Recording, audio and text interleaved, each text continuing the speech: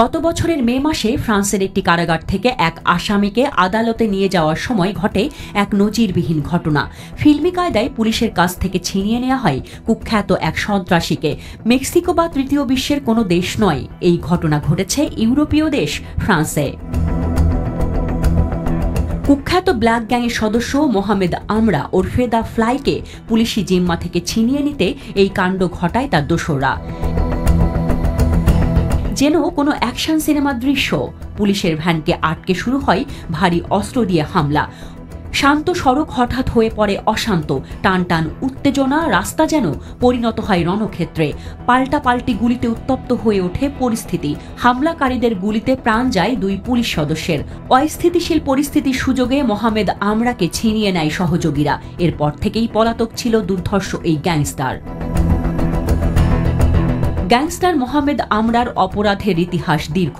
মাত্র 15 বছর বয়সে অপরাধ জগতে পা রাখে এই কুখ্যাত অপরাধী।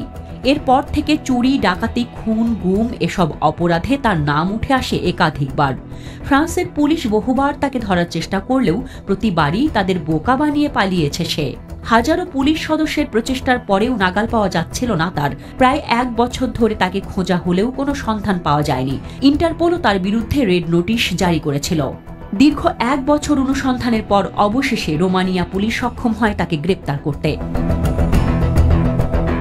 মোহামেদ আমরার জন্ম উত্তর ফ্রান্সে। সেখানেই হাতেখড়ি হয়ে অপরাধ জগতে পা রাখেন। শৈশব থেকেই তার জীবন ছিল অন্যদের থেকে আলাদা।